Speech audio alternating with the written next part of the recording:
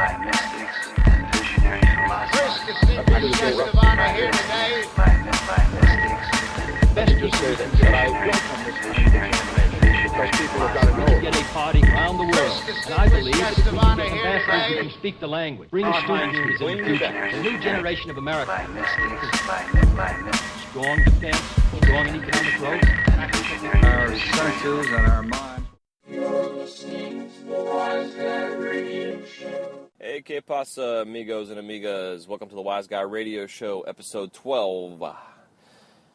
Today I am heading south right now, driving to a good friend of mine, Amanda Dorsey, heading to her yoga fitness studio called Align, and she specializes in yoga and ballet fitness. Her and I have been friends for a little over 24, 25 years now, and with this week's theme of getting into good habits, one of the things I was thinking of as a beneficial habit is doing some sort of yoga routine, stretching, in that process of getting yourself warmed up, which goes along with the 30-day challenge that we're doing. The 30-day challenge is all about getting good habits and getting your body warmed up by making a pendant when you start off your shift. So it got me thinking, what other areas of our physical life can we improve on? And that got me thinking about the whole yoga practice, because I know physically myself, there are times where after a long day on the torch, the next day I wake up and I feel like I'm 85 years old. And I also know that if I was to have stretched out really good before the shift and also after, that I would wake up feeling like $1,000,000. So that being said, today's show is all about the benefits of yoga, proper body mechanics, and stretching. Because as you know, listening to this, and as I know myself, I like to be able to do what it is that I'm doing with the glass art for as long as I can. And with issues coming into carpal tunnel or any kind of spine or lower back muscular issues you may come into, there's lots of areas that we could, potentially have to walk through to deal with because of the amount of stress that we put on our body on a daily basis. I mean, just living life in general can be stressful, much less than becoming a machine when we work. Whether you're creating art or doing production art, it doesn't matter. You're still mechanically using your body and holding poses. I find a lot that when I'm working on a larger piece, my left arm is holding my blowpipe, and it's in a similar position for a couple minutes sometimes, and I'll notice that my hand starts going numb. So because of that, I've done some personal research and gone to massage therapists and talked to friends who are specialized in acupuncture and yoga and stuff, and throughout the past, and found that part of my issue that I had with my numbness wasn't that I have carpal tunnel, but the fact that I have tension in my shoulders that I need to stretch, and because of the tension, it's causing nerves to become pinched. And then once those nerves become pinched, then it stops off, flow to your hand and your extremities, and then you start getting numbness. And there's nothing worse than having a hand turning numb on you while you're trying to hold a 3-pound custom glass piece that you're about to wrap up for the day. So that being said, I've got to get there to her studio. I'm going to be recording an interview with her, and then also we might leave the recorder on while we go through the process of her teaching me some of these poses. This is the second time in my life that I've ever actually done an actual yoga class. I've done lots of yoga stretching, but never, as in terms of a class-wise, over a period of time. Just one time in my life when I was 22 years old before I started blowing glass. But I do know that class kicked my ass, but I enjoyed it, and I felt great. So I hope you guys enjoy this show. And again, if you're doing this 30-day challenge with all of us, thank you guys for participating. For those that have been putting their pictures up on the Facebook page, thank you. Your glass that you post on the Facebook page will then get put up on the Etsy group page that I have for the Wise Guy Radio Show. The Etsy page is just Wise Guy Radio, all one word. Oh, excuse me, I am pooped. I've been doing these late night shifts. They're kicking my ass. So, that being said, without further ado, I hope you guys enjoy this show. We'll talk to you soon. Take care. Hello? Hello? Anyone out here? Ah! Ah! What's up, everybody? Welcome to the Wise Guy Radio Radio Show, episode 12. I am in beautiful, sunny, hot as shit St. Petersburg, Florida today at my good friend Amanda's studio called Align Studio. She is a yoga and ballet fitness instructor. And our goal with this week was to talk about personal development, body mechanics, and creating good habits. And so it got me thinking that I wanted to come talk to her and discuss the benefits of yoga and stretching and all that fun stuff, because we know that if we don't stretch and you go to work a long day, when you're done, you're stiff, and you're stiff for a couple days. And if you want to do this for the next 80 years, you need to be assured that you are limber and good mechanics. Because I know myself personally experiencing hand numbness that's not carpal tunnel related, is actually related to tension in my shoulders. So that being said, here's my friend Amanda. She has been an instructor here for a little over 3 years, and super excited to be here. And also we're going to do some stuff actually in the studio today, and we're going to take some pictures, and I'll be putting the pictures up on the show notes page and the Facebook page with the yoga poses and positions and what have you that we are going to be going over. So that being said, Amanda, how are you doing? Awesome.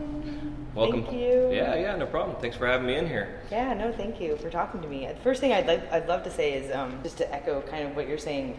I listened to a lot of the stuff last night for the first time, and I think it's really cool. And to talk about the importance of warming up, like before you get started. And one of the things you said that was really, really cool, and I wrote it down, and you said it really quickly, so you might have even forgotten that you said it. Mm-hmm. But you said, sometimes you'll get like a little anxious especially if you have like a lot of people watching you before you first get started. Oh yeah, like, for sure. For the first time of the day. You said you get your eyes warmed up to the brightness of your flame.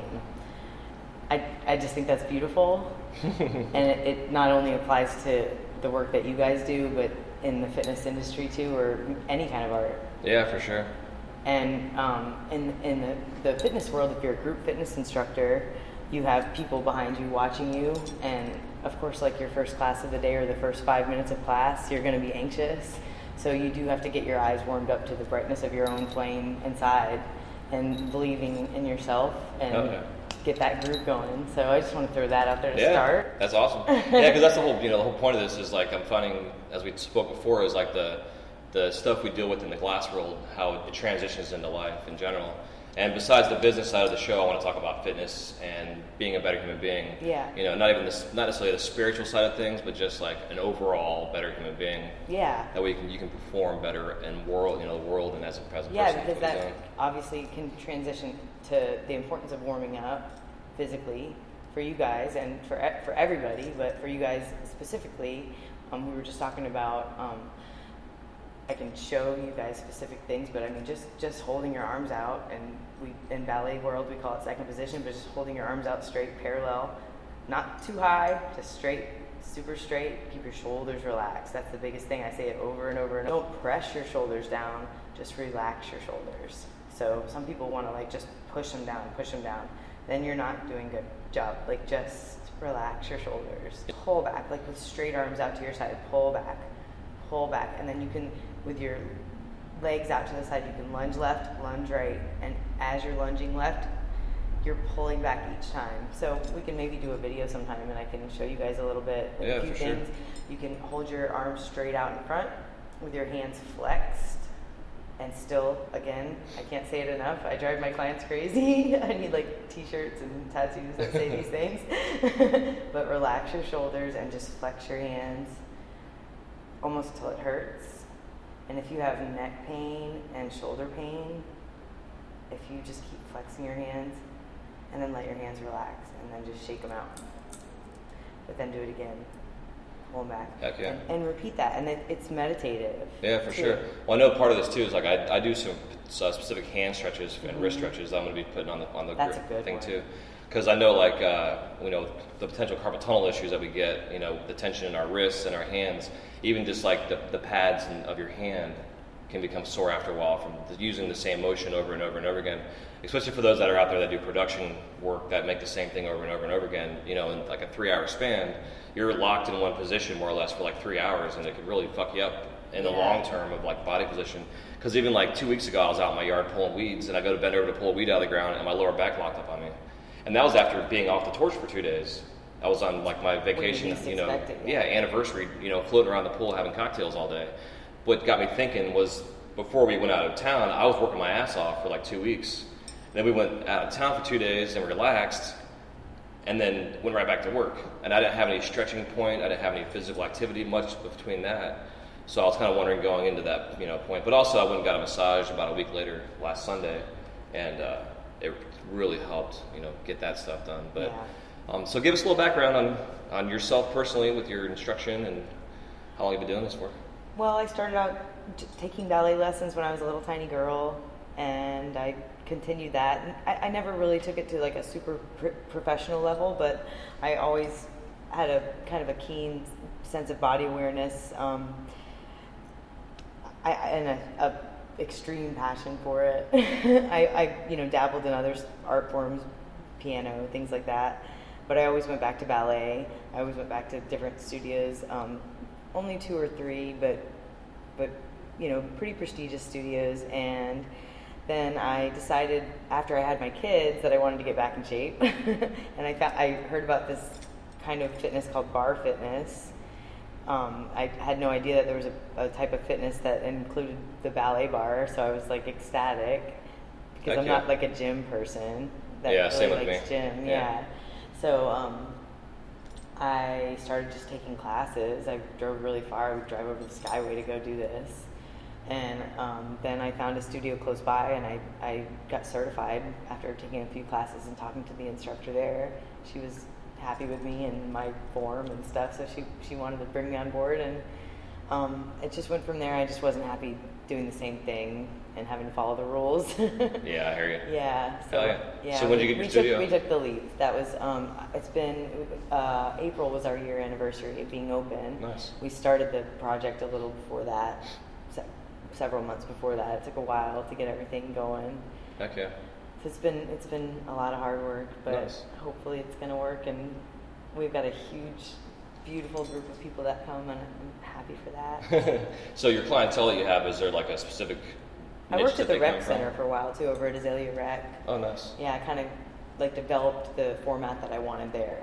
They were really awesome, and they were supportive when I left, and they knew why. Well, that's cool. You had a place where you can develop your skills Yeah, at. that was really cool, actually. Yeah, that was perfect. Like, I could develop the way I wanted to do my class separately from what I learned, you know, instead of being a copycat. Like, I wanted to make it different. I wanted to make it mine. Heck yeah, that's awesome. Yeah, and like a kind of a casual setting, and then we could look for our studio. We could, you know, search out different places, and when we found our cozy spot, then I gracefully left, and Heck yeah. yeah, so here I am. Awesome. Yeah. So with your clientele that you have come take your classes, is there like a specific type of person that comes in here in terms of like the workforce, or is it just a hodgepodge of variation? A lot of stay-at-home moms, a lot of, I mean, I even, to be honest, I have a younger crowd than what I used to teach. A lot of 20-somethings even come now, which is different than what I saw when I took classes. People are even, I have like a lot of mother-daughter teams that come, or I'll have like a 14-year-old daughter with her mother who's in her 50s. So, but I even have clients who are in their 70s come, and Oh yeah. yeah, I mean, it's just, anybody can take this class. If you're pregnant, you can take this class with the doctor's approval. People have hip replacements, knee replacements, and I have modifications for all the exercises, and even if the clients don't need them, I'm always offering the modifications. Right. Everything can be modified, yeah. Oh, yeah. All the planks and all that kind of stuff we do can be modified. Push-ups, we do push-ups at the ballet bar a lot of the times, not even on the floor, but where we just stand and do our push-ups. Yeah, yeah. Bend and press, bend and press. Nice. Yeah, very easy, very gentle, low impact. I'm I was not, gonna I'm say not a that big too. believer about jumping around and running and hurting your knees and joints, because we need all that so we can grow younger and not older. Yeah, for sure. It makes sense. Yeah, it's true. Because I know, like, when Possible too. Oh yeah, absolutely. Yeah. So I know, like, you know, doing this for 16 years, doing the glass art, you know, I try to go through a routine myself, even just like a basic stretch. Because in my lifetime, I've only taken one yoga class. I know myself, like, I work along at like long shifts. Like I'll do usually I do 3-hour blocks. Like I'll do a 3-hour span, and then I'll take a break, get water, stretch out, you know, whatever, and then an hour later come back and do like, you know, 3 or 4 3-hour shifts throughout the day. But doing that for 16 years, you know, being hunched over or standing up, you know, like my posture hasn't really been the best. even the stretching isn't always the best. Like I used to have a tree in my front yard at an old house of mine that I would hang from and stretch out. Like really beneficial. Yeah, for sure. Yeah, she's showing me some good shoulder stretching. But you could do that on a tree, Yeah, quickly, exactly. Stop, Just hanging from something. take your shoulders up, down, and back. But that's just something that you just have to internalize that and start to do it over and over and over again. Yeah. And just think up, down, and back, up, down, and back. If you start to get, and then eventually it's like the oneness with the flame and with making the glass, like that body awareness. It'll all just become like one. So then that pain will diminish, the body pain, and it all just flows. Oh yeah. And it makes it easier too to be able to focus on what you're doing instead of focusing on your aches and pains that you're dealing with. And instead of trying to ignore the pain, like let's get rid of it. Yeah, exactly. Instead of having to go take an ibuprofen or smoke a bowl or something like that, right? you can physically help release that tension. Mm-hmm. Or stop for a second, like I've been learning, and maybe take those 15 minutes and quiet your mind and sit. Yeah, for sure. Because also, like, when you get into, like, staying hydrated, for instance, like, I was listening to a show yesterday, and the guy was saying, like, no matter how much water you drink, the water may not be absorbing into your system because you need to add a little bit of salt, like, some good sea salt to the water. And the salt, whatever that ionization of the salt helps the water actually absorb into your cell tissue on the cellular level a lot better, which helps you stay more hydrated. Oh, so that's why people drink Gatorade and stuff. But the problems with Gatorades and those things, we get too much sugar and stuff in them. Yeah. But because of the that's electrolytes. That's like the concept, I guess. Yeah. Oh, that's interesting. Because I've been hearing like a lot of people say like in the mornings, because in the mornings we're insulin tolerant, or I think that's what the term is. We're basically in the morning. When you wake up, your body, because you've been fasting throughout the night, like the whole breakfast term is like you're breaking your fast from your sleep. And that's like the longest time of our day that we don't eat anything. So when you wake up, your body metabolism is already kicking in terms of processing your sugars and stuff. So if you get up and you have a freaking shitty breakfast, a chocolate bar or some kind of shit from McDonald's, even a slice of bread isn't good for you because the grains and the carbohydrates turn into sugars, and your body can't process the sugars properly. So instead of burning off the sugars, because you're insulin sensitive in the morning, it turns it into fat storage. So peanut butter toast is like... Yeah, exactly. But having like a bowl of oatmeal with some like a banana or an apple. But even bananas aren't really that beneficial for you because they're full of fat. Like bananas are like one of the fattiest fruits out there, which is kind of crazy. Yeah. So like as I'm learning this stuff myself, I'm trying to share this knowledge with with everybody and also help myself benefit from it. Even though I don't have the best habits myself, but by doing this, I'm trying to practice what I preach. Me too. Oh my gosh, I'm just learning. Yeah, I'm like, learning so much. I even know like put it into effect. But talking about it is the best way to like actually start to do it. Yeah, exactly. I think even like during like the good craft beer seasons, like in the wintertime, especially like when the pumpkin beers come out, I have a tendency to want to drink a different beer every day, which isn't always a bad thing, but it's like, not necessarily good for me. Yeah, exactly. But now that I'm not drinking as much, mainly because it's so damn hot out, I'm drinking a lot of lemon water and stuff, Yeah. Or if I do have a beer, I have like an IPA or something. Yeah, I do the lemon water in the morning instead of coffee now. Yeah, that's why I need to kick my coffee habit too.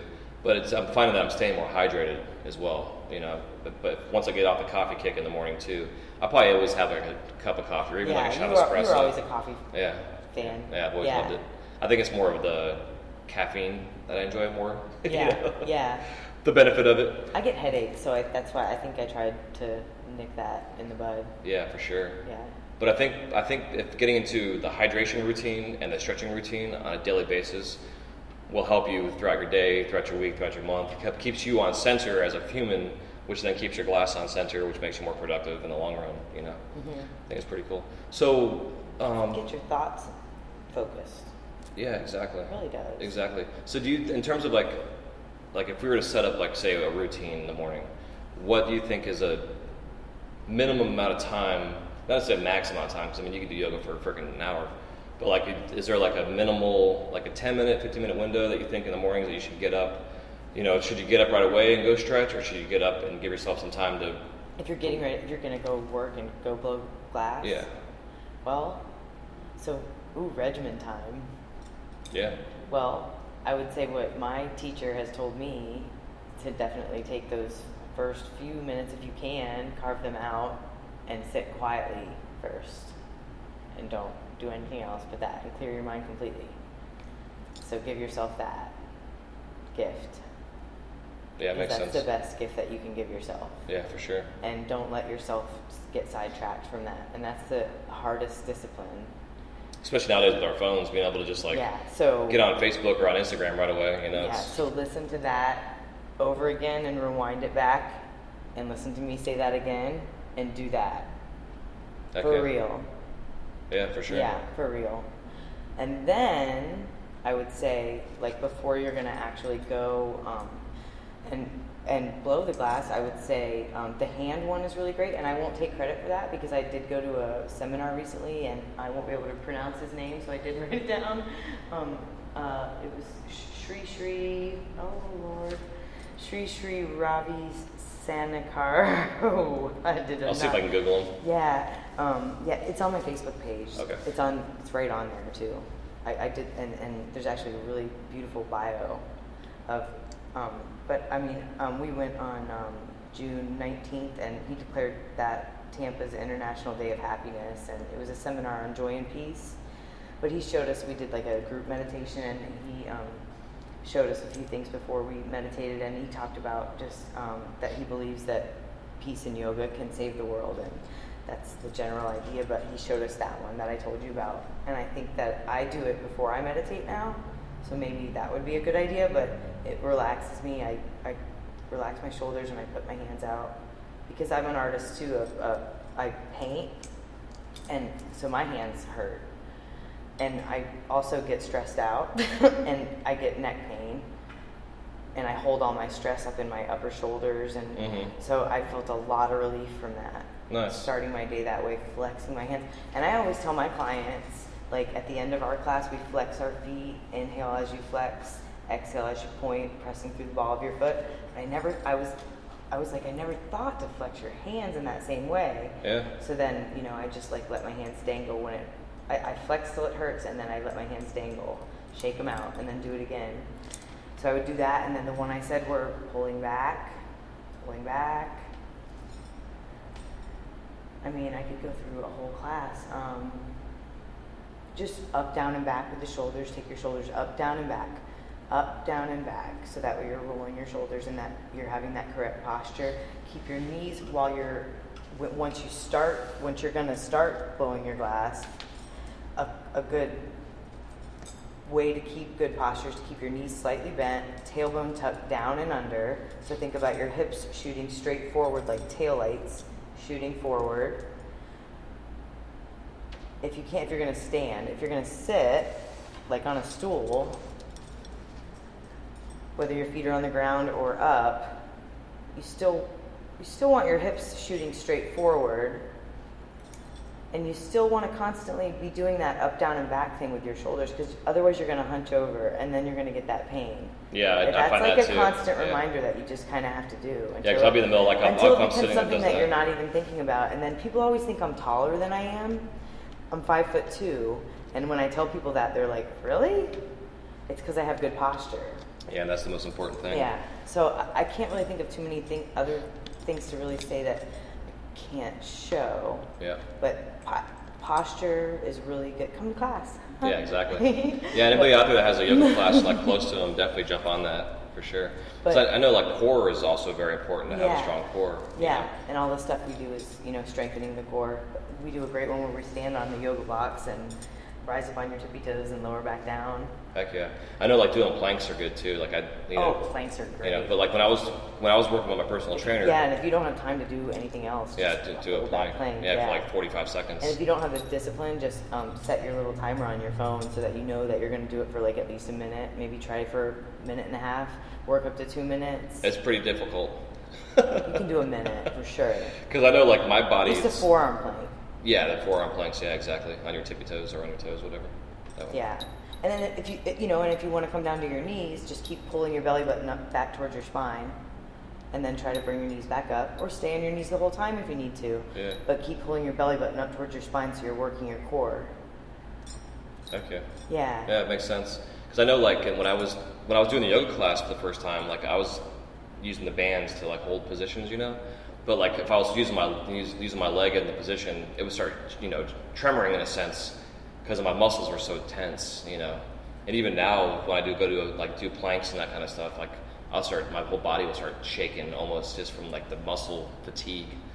But then like 2 days later, I'll do it again, and it gets better and better and better. And then when I sit, I can feel like I can actually flex my stomach muscles, my abs. I can feel that core already. Yeah. Even after a couple times of doing it, it's amazing. Yeah. How fast your body starts to pick up on that kind of stuff. But you got to keep a routine of doing it, because it's the whole 2 steps, or 1 step forward, 2 steps back bullshit. Yeah, that's what people that don't come to class for a few days and then they come in, they're shaking like a leaf on a tree. I'm like, you just need to keep coming, man. Well, I even know, like, that time I took that class, I was sore for like 2 weeks. Yeah. Afterwards, I was like, I couldn't believe it. I was, holy shit. Like, I got my ass kicked at the gym. It's just best to just keep coming like at least 3-4 times a week. Yeah, that's what it seems like. Even though YouTube that you can watch on your TV nowadays, there's like a lot of stuff out there that at home you can do stuff as well. But even just getting like a basic routine, even if it's like 3 moves or 4 moves that you can do every day to get your day started, it's huge. Yeah. Because I know, like we were saying before, like when you start off your day, it's so easy just to get up and jump on your phone or on your computer and look at emails or your Instagram or your Facebook.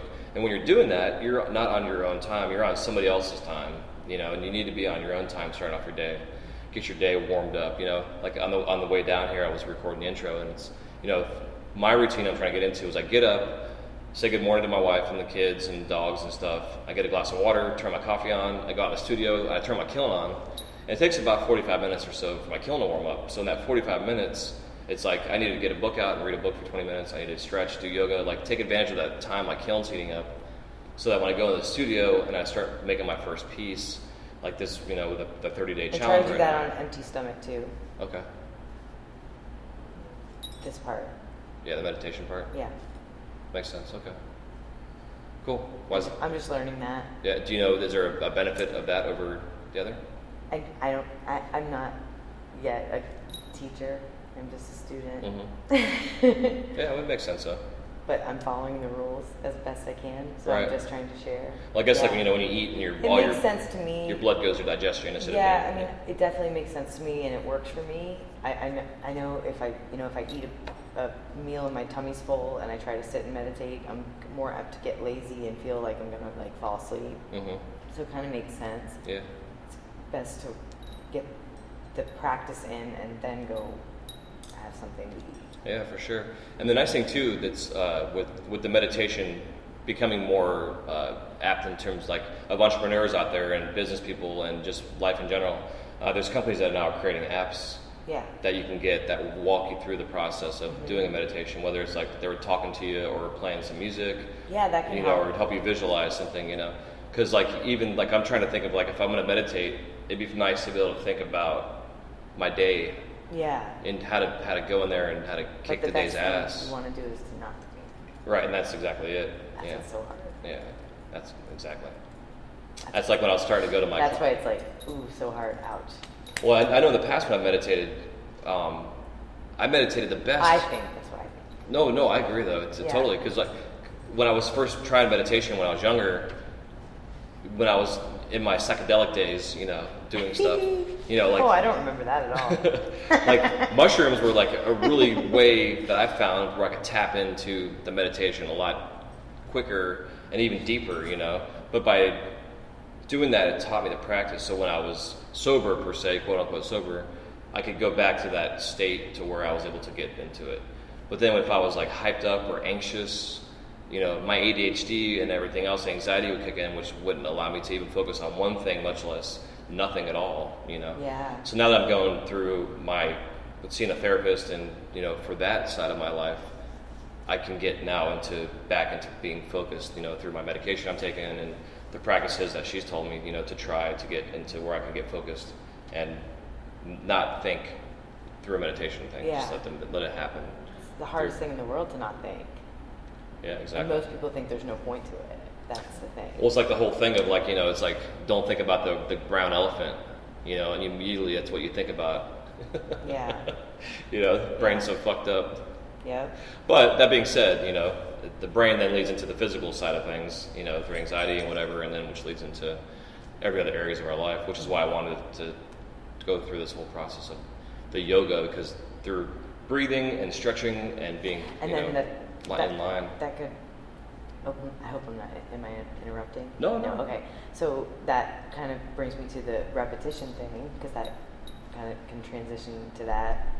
And I recently was talking with my friends about meditation being repetitious and could possibly even be boring. And we were talking about like in the beginning stages of you guys when you start blowing glass, and how it can be, you know, kind of tedious and boring and a little bit, you know, repetitious, and that you have to start from the beginning. And I made the analogy of I was learning to get up in my point shoes, and you know, a lot of people would think that it's pretty easy to do. Oh, they're real pretty, and I'm going to get up in point shoes, and then I'll be a point ballerina. But they're like torture devices. Oh yeah, for sure. Like, I've seen the feet of ballet dancers the that do that. first time I put those shoes on, I was like, there's no way I'm going to be able to do this.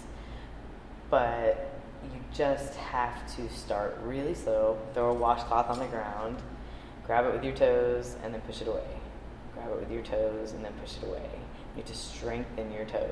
Interesting. And it's boring, and it's repetitious. You can't just get it in those shoes. And my cousin is like a athletic trainer.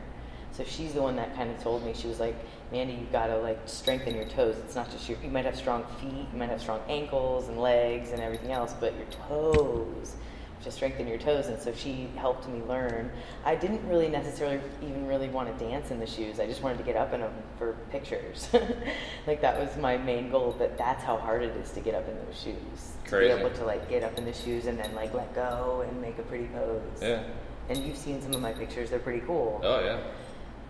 And I am strong, but man, it took me months to get up in those shoes. Yeah, it's almost like the muscle memory too. And now I would like to learn to dance a little bit in those shoes now that I've gotten as far as I have, but I know that it's going to be a process that I have to, because I want to do it the right way. And we talked about doing it the wrong way, and you talked about doing things the wrong way and getting burned and hurt, and I talked about stuffing it full of crap and letting your feet get crippled and hurt, or getting your toes strong and doing it the right way. Yeah, interesting. So isn't that neat? Yeah. I think it applies to the meditation too, like shortcuts. Yeah, a lot of correlation. Shortcuts are bullshit. Yeah, for sure. Yeah, because when you They try to don't take work. a shortcut. Yeah. Like there's hacks you can do in life to make things Or simpler. like, you know, you can eat some mushrooms or drink some beers and smoke some weed and get to that higher place, but it's going to just be temporary. And then you're going to have to come back down to real life at some point and find a way to be able to do it without that shit. Yeah, exactly.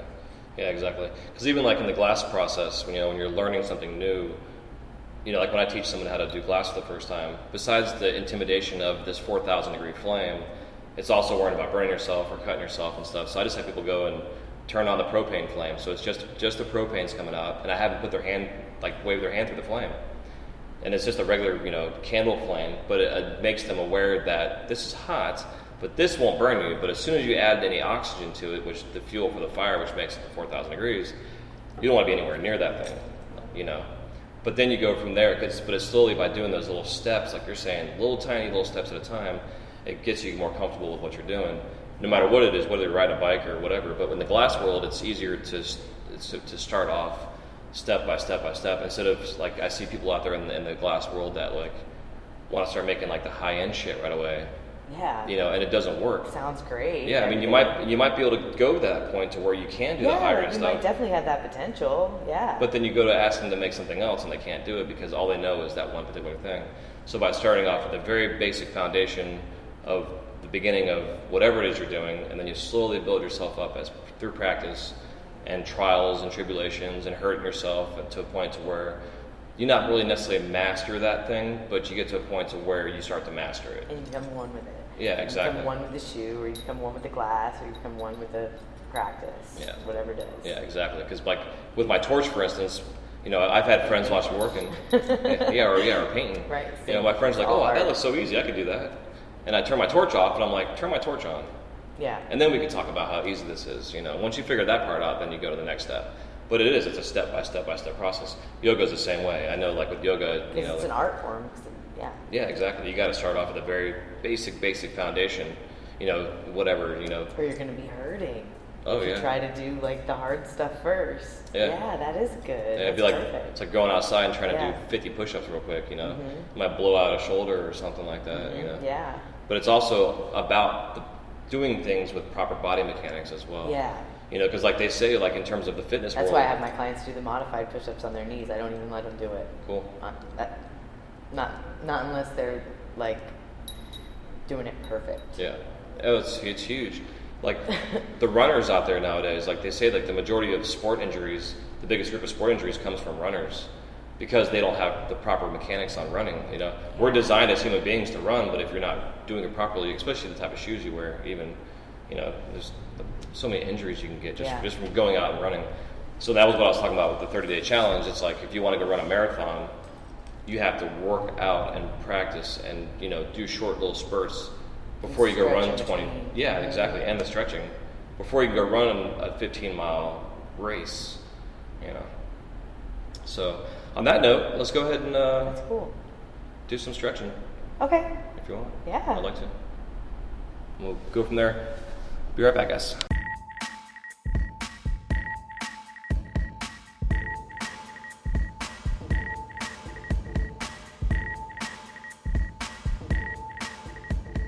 Thank you guys so much for listening to this episode of the Wise Guy Radio Show.